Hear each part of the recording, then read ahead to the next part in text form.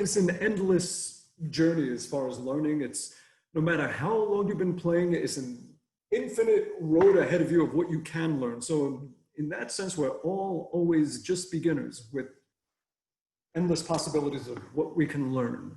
So we're both beginners. Yeah. Are you still having lessons, or do you, I mean, are you always trying to learn and push yourself in that way? It's funny because I recently asked a ton of my guitar friends and like some bigger name people as well. I said, would you give me a guitar lesson? During this time, you know, where we actually all have time to do all the things that we never get to do. Yeah. Said, I would love to take a guitar lesson from you, just a Skype lesson or something. Just name your price, tell me what time, and we'll do it. And not a single one of them would do it. Why? It was the biggest bummer. They all, well, half of them just, they wouldn't do it. Do you think they felt a bit kind of intimidated by it almost? Like, oh, come on, you know, you don't need a lesson. I don't think so. I mean, one of them, you know, did that and said, there's nothing I could possibly teach you, but that's not true. There is something everybody can teach everybody. And I want to learn. I want to learn more. Everybody can be better. And I want to be better. I want to learn the things I don't know. There's more that I don't know than I do. And this is a chance, like this downtime that we all have, an opportunity for everybody to learn more things. And I really want to do that. So in answer to your question, no, I am not taking lessons, but I want to. But at the same time, I'm teaching a lot. And when you teach, you learn. This is quite a nice interview. I don't want to kind of interrupt it with an intro, but I feel like I need to introduce you to the show. Oh, yes, I'll stop talking. I'll stop. No, but I quite like the looseness of this, so we could just go with it. How shall I introduce you? Is it Ron? Is it Bumblefoot? What do people normally refer to you as?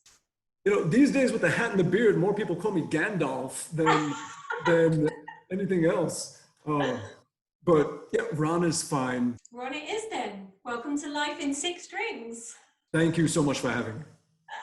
So I guess I want to start at the beginning. So why the guitar? Why the guitar? Well, the funny thing is, I originally wanted to be a drummer. And my brother wanted to be a drummer. And I was 5 and he was 7 going on 8. And he said, tell you what, we're going to do a drum roll on our knee. And whoever could do it faster gets to be the drummer. So I'm 5 and my motor skills are, you know, not quite as good yet. So I'm like, he's going on 8. He's got it down better. So he was like, he became the drummer. And he turned out to be an amazing drummer, and I am to this day still a horrible drummer. So I wanted to be a bass player at that point because it was Kiss, it was hearing the band Kiss that made me want to become a player. Yeah. Ultimately, my goal was to be in a band and to be part of a team that makes songs. And it didn't matter if I was singing or what I was playing, as long as I was part of that collaboration that made a song happen. I wasn't even particular to an instrument or anything. I just wanted the end result to be a song that I contributed to that makes people feel as good as I feel when I hear songs. Mm-hmm. And so from there, I was like, well, you know what, Gene Simmons, you know, the bat wings, the breathing the fire, the spitting the blood. I was like, I want to be a bassist. So by this point, I wanted to start taking bass lessons, and we went to the local music store. And my mom said he wants to take bass lessons. And the guy who owned the store looked at me, and I'm this tiny little kid, and he didn't have any kid-sized basses in the store, but he had kid-sized guitars. So he lied. And he said, in order for you to become a bass player, you need to play acoustic guitar for 2 years. So he got 2 years of lessons out of me, thinking that I'll do 2 years of lessons and then become a bass player. And I just sort of forgot and just kept on going with guitar. And once you know guitar, you can pick up a bass, and you may not have the same technique as far as a lot of right hand stuff from slapping and finger stuff, and just the way, and also the whole approach of just the way you groove with it, the way you're going to lock in with a drummer is going to be a lot more I wouldn't say important, but a lot more present with the bass player more often than with the guitar player. It's like a bass player is more part of that cake and a guitar player is more like the icing of it when it comes to some of the groove stuff. Yeah. Not overall, but if you're just gonna mush all music together. And so, yeah, eventually I did become a bit of a bass player over 45 years of playing. But I got tricked into playing guitar. Yes. I love it. I love it. So basically, the guitar found you. You didn't find the guitar. You tried to avoid it, but eventually it got you. Yeah. That's Yeah. amazing. I mean, I just loved. Story. I loved music, and I loved the music that I was hearing at the time. This was the mid '70s, going into the late '70s. So everything I was surrounded by, from hearing past Beatles stuff and Clapton and Hendrix and Led Zeppelin and The Who and Pink Floyd and AC/DC and Fleetwood Mac and Elton John and Billy Joel and Jethro Tull, and just kept expanding. Yes, one of the first albums I heard when I was young was Yes, Going for the One in 1977 when it came out, because I would go and play over my friend's house and they all had older brothers and sisters who were buying albums, and they were into whatever was coming out at the time, and this was what was out. I remember saying, never mind the Bollocks, a new album by some new band playing this nasty music, and I was like, I love it. Yeah, I think my favorite song from all of that stuff was Who Killed Bambi, and then started going down that path, and the Ramones, a local band that were really rising up. I was growing up in the boroughs of New York City. So there was Kiss, and later there was Anthrax, there was Twisted Sister, Ramones. So yeah, there was a lot of good music at that time and in that area. I used to love the Dead Kennedys, Too Drunk to Fuck. That was my favorite.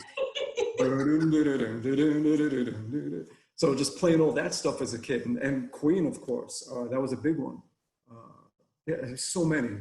And then getting into just more stuff, as music started to change a little bit and go towards the beginnings of metal. And I was and still am, a huge Priest fan, going back to that very first album on Gull Records in 1974, Rock'n'Rolla, before Sad Wings, and all of that stuff. I'm just hugely into all of it. So what was it about that album that really resonated with you, do you think? I think it was probably, a lot of it was also the timing, like what was new, and something new comes out, like, Unleashed in the East came out, and then you run back and you check out all the back catalog of, Stained Class and just everything before it, and then everything coming right after it, Point of Entry, and this and that, and then they changed their logo, Screaming for Vengeance, and and a bit screamier of a sound, and it was just living in that time when all these things were fresh and new and just coming out. Super exciting period, wasn't it, for music? I think sort of like 60s and 70s for sure. Wonderful, yeah. Constantly evolving and new stuff. We don't seem to get that as much these days, which is sad. But so I guess I want to ask you, the double neck guitar, it's quite unusual, and you, on top of that, here we go, look at that bad boy, and on top of that you've got a fretless one there. Now, was this inspired by the fretless bass because of your love of basses?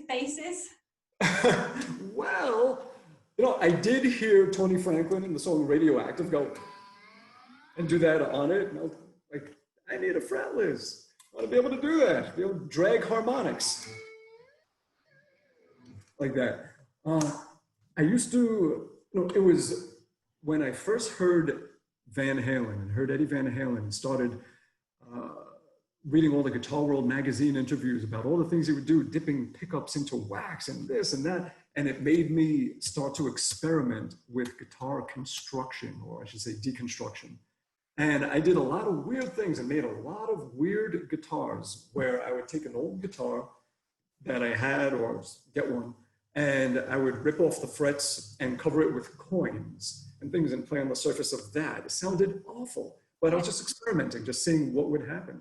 Remember one time I took a neck and I just cut it about this big and fretted it like it was an octave guitar. I made this little mini octave guitar that stuck out of a horn down here and sunk in a DiMarzio super distortion pickup and a badass bridge, little volume knob here and a neck selector. So that was my first double neck that I made when I was a teenager. And so I was experimenting with double necks and with non-fretted necks. But it was when I hooked up with this company, Vigier, Vigier.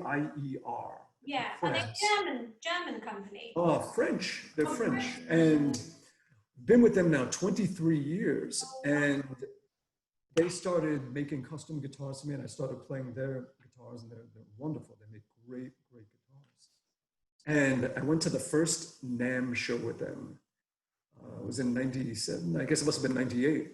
And at their booth, they had all their different guitars hanging up, and they had a Fretless hanging up. And I saw it, and my eyes just got wide, and I was like, why didn't you tell me about this thing?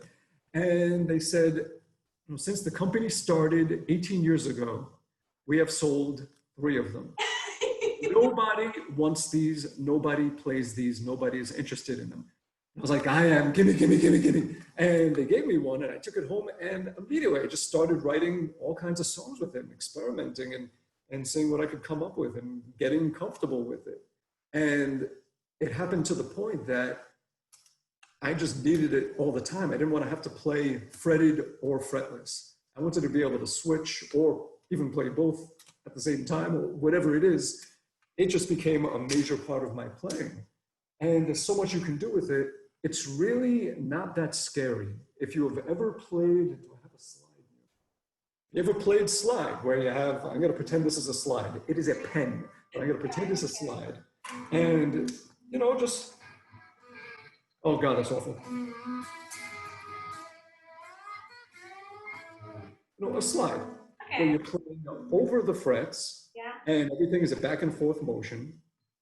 And you're shortening the length of the string, not by pressing the string against the fret, but just by holding it there, and then the string only resonates from that point. So you're shortening it that way. Well, it's the same with a fretless. All it is like having that slide on your fingertips. Okay. So everything you play,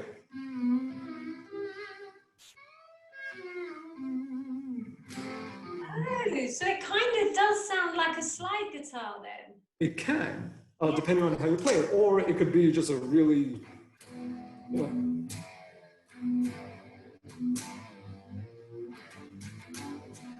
could just like drag a lot of stuff with it, which is cool. I should tune down for that. So you can do, it's really fun to play Pantera on this thing. Or Zeppelin,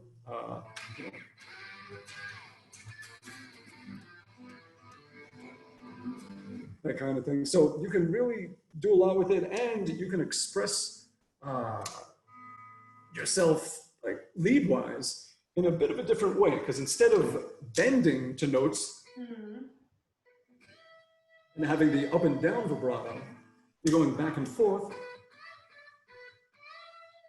And you can do things where you can give it a wider vibrato or bend farther.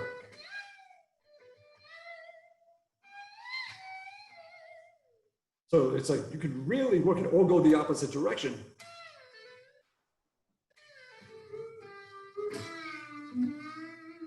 Like that. So you can do a lot of things with this thing that wouldn't be so easy to do with the frets.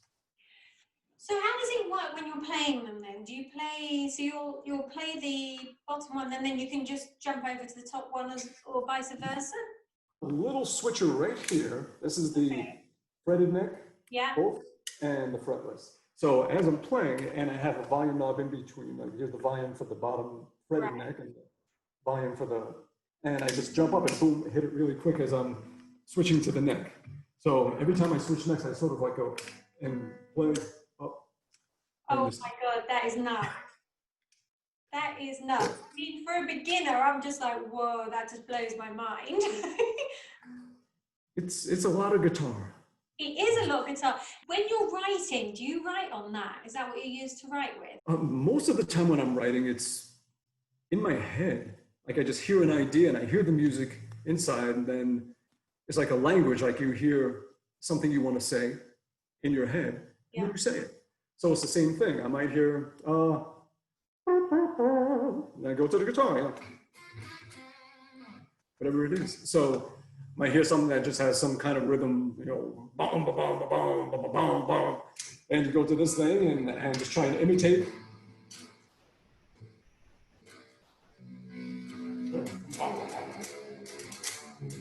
Something like that. So it's like you want to hear the song the way, like you're picturing it, and then you need to build it outside of you. That's pretty much anything though. Like, let's say you want to write a book. It's not like the pen and the paper is writing it. That's the last thing that happens is, that thing is being written inside you, and then you just take it out of you. And it's the same with making music. Music happens inside you. You hear it before you make it. And then your brain, your heart, everything, your soul, everything that makes you you comes out your hands, and you play it using this as your language. This is your mouthpiece. The same way we're speaking right now. It's not our lips making the words, it's our thoughts. And then we say them. So it's the same thing. This is the way we express our thoughts musically. I guess that's when you can become a good player, when you can express yourself. Because I'm not quite there where I can express myself through my playing. Well, you are still learning the language. Is what it is. Yeah. And you will learn more and more. Your vocabulary will expand, and it'll reach a point where anything you think musically, you'll be able to go right to this thing and play it.